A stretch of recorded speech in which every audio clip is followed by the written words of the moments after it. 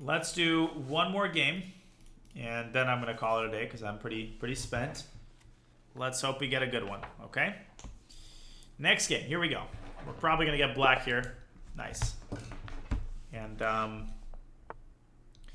as we had decided, let's play the Caro-Kann and see... sorry, let me just transition. Sorry, yeah. Okay. I think we're good now. Okay, so c4. This is the first time we are encountering this move. This is a move. Clearly white is preparing and grabbing the d5 square as immediately as possible. But that doesn't mean we don't play d5. We still play d5. This is very likely to transpose into the pawn-off. The pawn-off attack after e, d, c, d, and d4.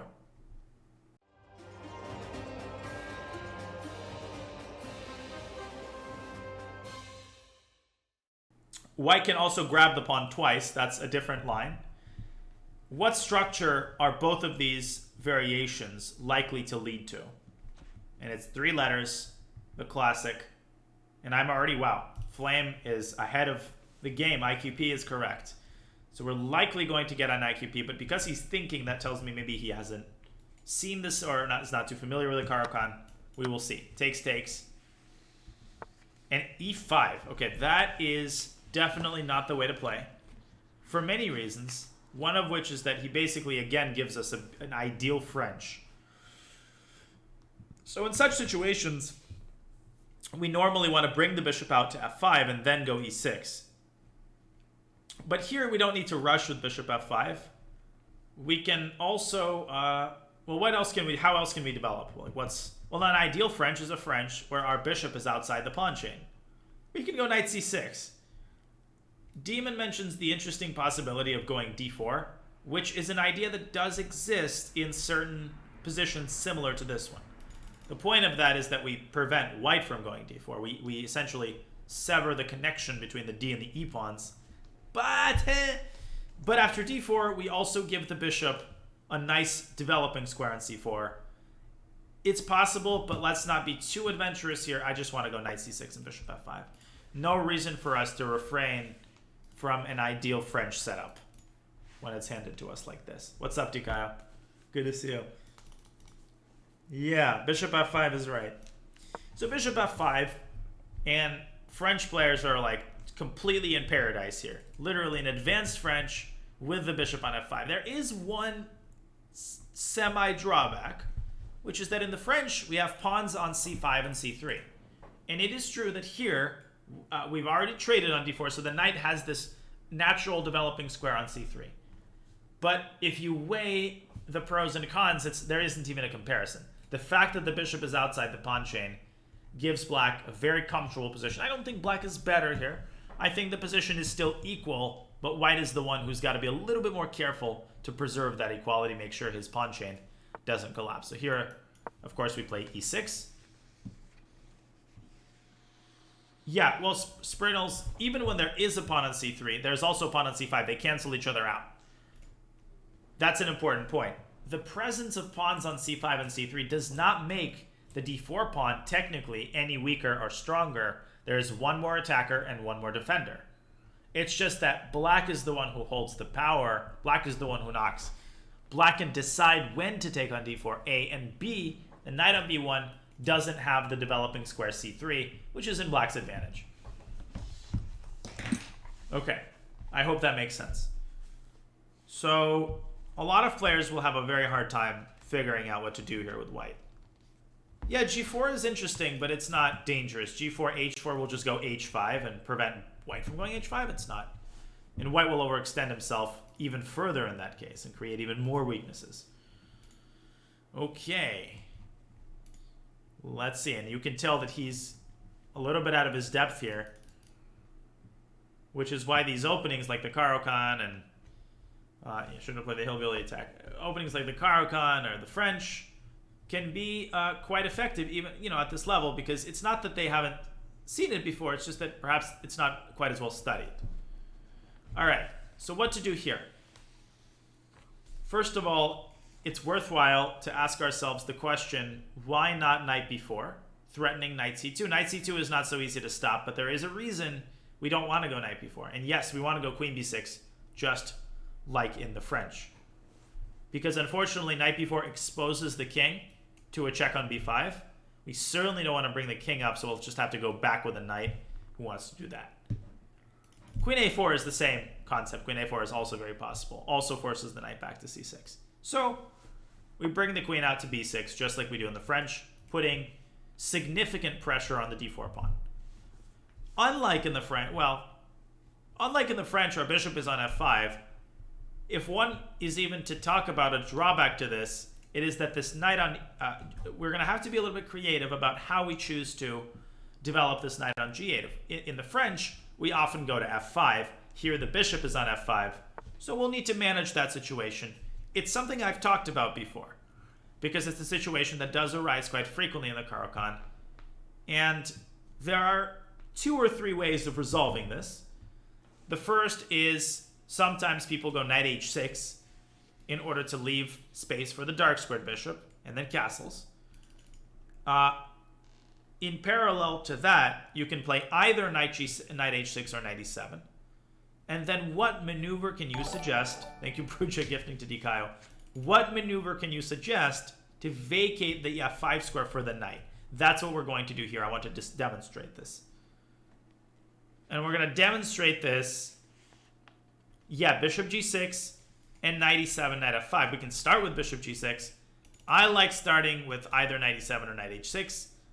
Now, if you look at knight h6, you should be curious as to why I'm not afraid of bishop takes h6. Let's play knight h6. I hope he takes on h6 so that I can demonstrate this.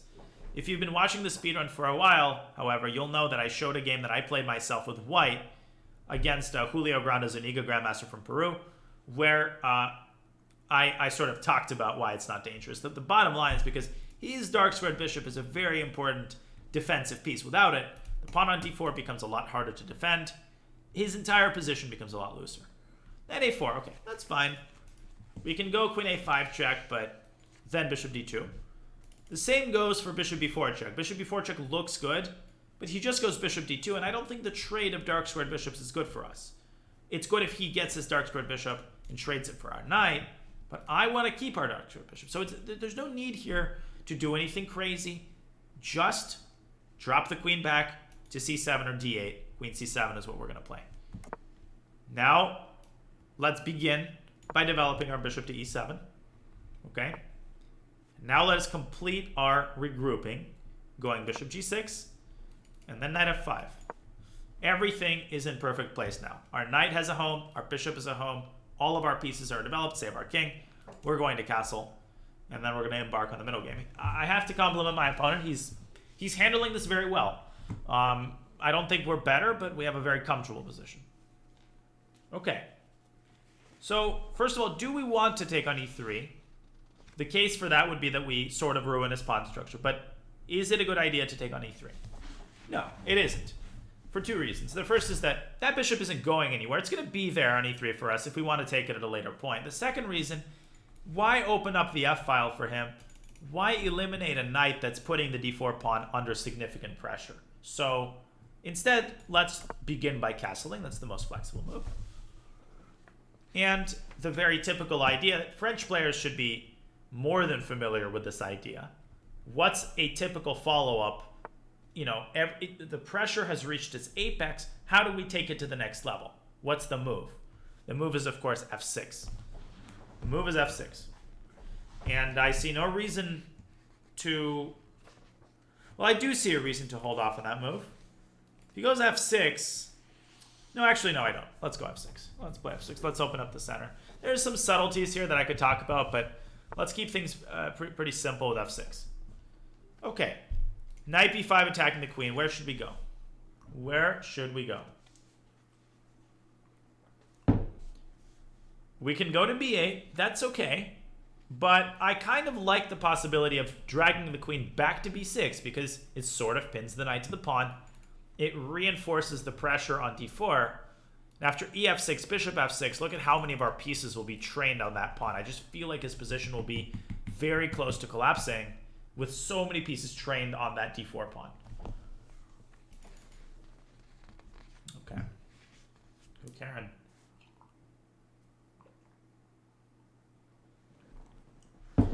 if he doesn't take, we either go a6, or, remember, nothing has happened to the possibility of taking the bishop and then taking the pawn. That is why we held off on that move, so that we are holding this over his head. There's a very funny subtlety that I just realized with the move a6. After a6, knight c3, is it possible to take on b2? I missed this at first. I'll be completely honest. So imagine if we had played a6, he played knight c3, we'd taken. There's this pattern of going knight a4. Well, rook b1 blunders the knight on c3. But why is that a pin? Because that knight on c3 is going to be hanging. What I meant is that knight a4 traps the queen. That's a puzzle rush theme. All right, so he's got bishop d3. And now it is time for us to collect the harvest. In what order should we do things? Now, what you guys should see is that the most obvious move here is to take on e5. And after d takes e5, to take the bishop when his position collapses. F takes e3, queen takes e3. We're going to win at least a pawn, probably also a piece. But, okay, so f takes e5 from that perspective is good. But after f takes e5, does white have any additional options? Does white have any additional options after f takes e5? He has bishop takes f5.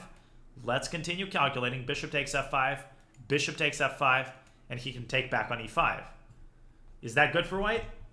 Or are we missing something? So what I'm saying is takes, takes, takes, takes. What happens at the end? Bingo. Everybody should be able to see that position.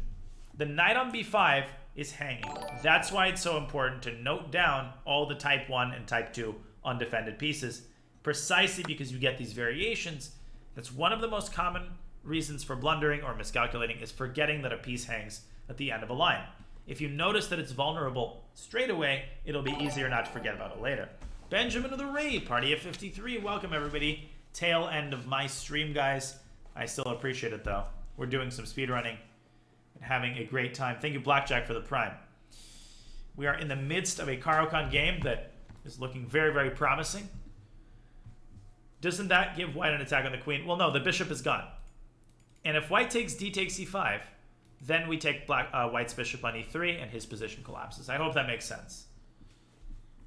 So either he takes the knight to stop knight takes e3 and then his knight hangs, or he takes on e5 and allows knight takes e3. And that's the reason why I didn't want to play a6 first. This knight, while it may seem like a bone in our throat, it's actually an asset. It's a very big asset because it burdens white's defenders. It burdens the bishop.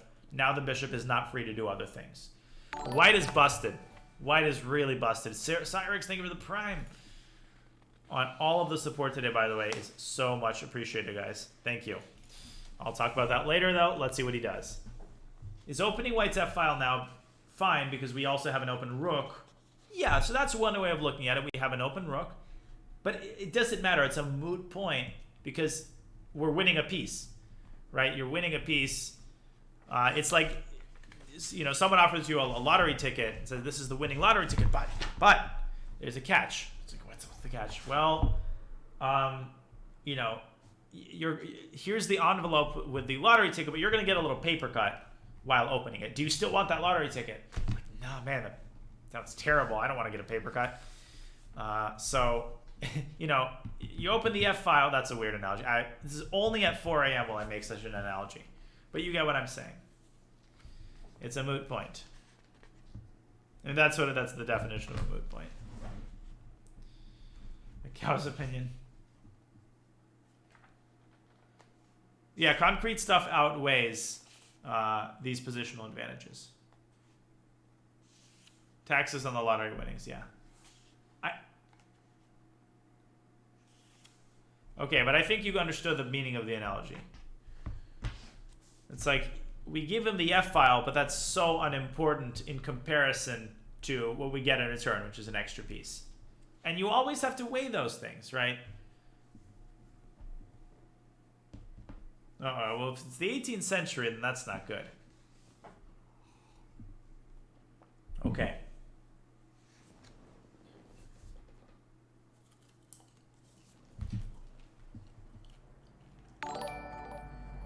All right.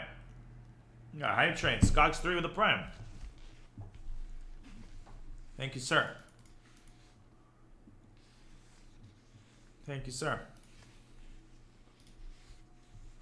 Nothing like a 4 a.m. hype train. He's stumped. Well, he's busted because here we go. Demon with a 10. Damn girl. Damn girl. Demon with the 10 and Chaser Quick with a prime. On fire. Thank you. I really appreciate it, Demon. All right. That is some phenomenal stuff. Okay, now we're talking about paper cuts. That seems to be a fun topic of conversation. I think everybody has their like paper cut story. It's really confusing to me that we are fine with having the white bishop blocked for most of the game, whereas before we were talking about not blocking other pieces. Wait a minute. Whoa, wait a minute. Which piece are we blocking here? What do you mean the white bishop? The white bishop blocked in the King's Indian attack game.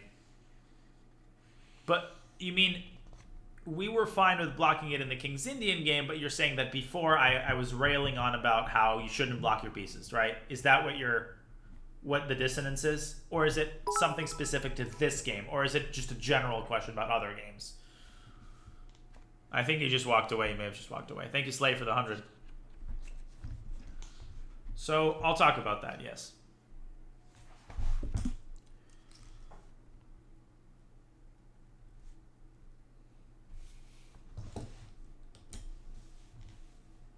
It applies here in the beginning of the game. Where does it apply? Like, you mean knight g7? The possibility of going knight g7? Sorry, I'm not trying to be difficult. I'm just not sure where it is that here we're like not okay with blocking a piece. Yeah, I think he's just done.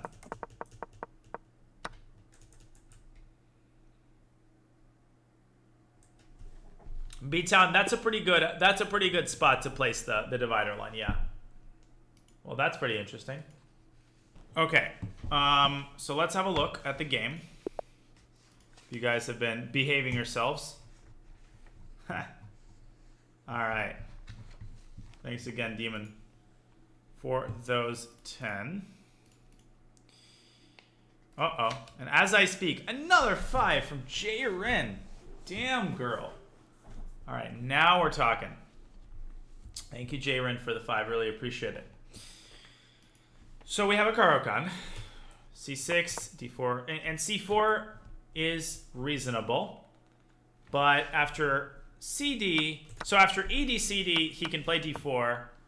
And, of course, transpose into the pawn up variation, which typically occurs with D4 and then C4.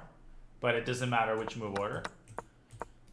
But the more independent line is ED and then CD, or CD and ED. And here you don't want to take on D5 immediately for the relatively straightforward reason that it's almost like a Scandi. You allow white to play knight C3 with tempo. You want to take this pawn on your own terms, so you want to go knight F6 first, and then try to take it with a knight. And there's a lot of theory here. White can try to cling to the pawn with bishop E5 check in order to lure a piece onto D7 to make it harder to win that pawn. So there's a lot going on here, but black is fine in this line. Black equalizes easily, but it's a good line for 1 or 2 games. So E5 is really the first culprit, which gives us that ideal setup with a knight on C6 and the bishop on B5. Is that because there's no E or B pawns to protect the pawn? Yeah, so that's why it's isolated. So D4, bishop F5, knight C3, E6. This is all very obvious. Again, if knight b4, then he gives this check and forces our knight back to c6 or queen a4. Queen b6. Why was d4 bad after e5? So I talked about that in the moment. It's not bad. In fact, I have a pretty good hunch that perhaps the computer will like d4. It's not that it's bad. It's more that I wanted to showcase the sort of typical way of punishing this kind of move. And the drawback that I was a little bit worried about is that it gave the bishop this square. I didn't really want to allow that. Knight c6, knight f3. This pawn is not in immediate danger of being lost. White can defend it in a lot of different ways. So it's just sort of a different type of position, which I wasn't necessarily fully behind having. Also, white can play e6 later and sacrifice that pawn. So in any case, I just thought this was simpler. d4, bishop f5. knight c3, e6, knight f3, and queen b6. So we're piling on the pressure. And I'm going to segue Dark Knight. If you're still here, I figured out how to answer your question. I'm going to segue into that. So once again, the key problem that we have to resolve here is the proper way to share limited resources on the king side between 3 minor pieces. We have only a couple of squares. We're a little bit cramped, and we got to make sure all of the pieces have their moment in the sun. And so we came up with a setup, knight h6. Why are we not afraid of this? There's many reasons. These doubled pawns look a little bit unpleasant, but they're not really anything big of a deal. We get the g file, we get an attack on b2, this pawn becomes harder to defend. All these things put together should make it quite clear that this is a very bad bargain for white. I would consider castling long. Yes, I would definitely... You can castle short in such positions and tuck your king on h8. That's not out of the question. I would probably begin by not castling. I would probably go rook g8 and see what white does. Most likely, I would castle long and then very quickly go king b8, although that is a little bit dangerous. But that's what I'd say. I'm not going to make any promises, though. All options are on the table. There's no, like, correct way of looking at it. Yeah, so light shade, no. Knight e7 is also very possible. It depends on the concrete circumstances. Sometimes the knight also goes out to g6. You'll also see this. And that's a benefit of going knight e7. It's a little bit more flexible. So, not really. I wanted to keep the bishop open for now. And Dark Knight, the concept of blocking pieces, I'll get to that in just a moment, but there's usually going to be, if I'm afraid to block a piece, it's usually because there's something concrete that I'm afraid of. For example, I was a little bit worried about knight b5 here, trying to get to d6. Right? So it's not that the bishop is permanently blocked in. It's just that I'm a little worried about this concrete move, and it's really nothing to worry about. You can go knight g6, and now the bishop is in time to protect this square, but I didn't want to allow it. Knight a4, queen c7, castles, and bishop b4, bishop d2. Bishop b7. Yeah, my bishop is trapped, but it's impossible to attack it. Bishop d2, and now again, we have this knight on h6. We really want that knight to be on f5, so the bishop very courteously, kindly drops back, says, all right, makes space for the knight. And this segues me into answering that question Dark Knight brought up, which is like, how do I decide when I'm worried about, on a general level, when I'm worried about blocking a piece and when I'm not? And why am I often not worried about it? If you guys have paid careful attention to how I talk about things, one of the things I worry about the least is blocking a piece with another piece. So a good way to understand this is, a good framework to understand this is static versus dynamic advantages, or on the opposite end, drawbacks. So like a static defect, and the words that you should associate with that is temporary, likely to be temporary, and likely to be permanent. A static weakness is a weakness, just you understand that word, that is likely to be relatively permanent or long-term. Not necessarily, but very likely to be. So for example, a weak square or a pair of doubled pawns is a static weakness, which is not to say you can't undouble your pawns, or you can't, through some transformation of the position, make that square a non-weakness. Again, you usually can, but that doesn't happen too often, and that requires some sort of, relatively significant transformation of the position. Contrast that with dynamic factors. And a dynamic factor usually refers to piece placement, because piece placement is generally speaking going to be temporary. If you have a piece that's blocking another piece, you're usually, it's going to be within your power to move this knight away and unblock the bishop, and you can do that relatively on demand. So there's obviously exceptions to that rule. There are situations when your piece is permanently blocked in by another piece, and a more static factor is a piece that is blocked in by pawns. Right? So if you've got a piece that's locked in behind your own pawns, that can be a much harder situation to get out of. We have seen that kind of situation on several occasions. I've shown you a couple of games with that sort of thing happening. And one example of that is this, my game against Onishuk, this position from that game. one sec. This position from that game, where the bishop on a8 is, well, it's the most miserable bishop of all time, and this is a static weakness, right? The bishop can never, literally never unbury itself unless this pawn is taken and then black goes c5, and that never happened. So this is a jailed bishop. But if you contrast that, if the pawn on c6 were replaced by a knight, then it would be within my power to move the knight away. So that's the key difference. And generally speaking, you should be less worried about dynamic weaknesses and deficiencies than you should be about static weakness. So if you're weakening a square, if you're weakening your king permanently by pushing out a pawn, that's something which you should take very, very seriously. But blocking in a piece with another piece, unless that piece which you blocked is participating very directly in the game, it's fulfilling some sort of significant role, or you can do it without blocking, because it's obviously not a pleasant thing to do, I wouldn't worry too much about it. As long as you can sort of chart a course, and as long as you can determine that at some later point, you will be able to unblock it in sort of a timely fashion. I don't know if I'm sort of stumbling over my words. Thank you, B-Town, for the gift to Lightshade. But thinking about it in terms of static versus dynamic, am I making a temporary weakness or am I making a permanent weakness? The more temporary it is, the more okay with it you can kind of be. And of course, the knight on f5 is essentially free to go at almost any moment. Okay, there's a lot more to talk about on that front, but consider that an introduction. So castles, knight c3. He didn't do anything very wrong until I mean, I think knight b5 is the first step in a wrong direction. I think he should have just taken and accepted a slightly worse and passive position.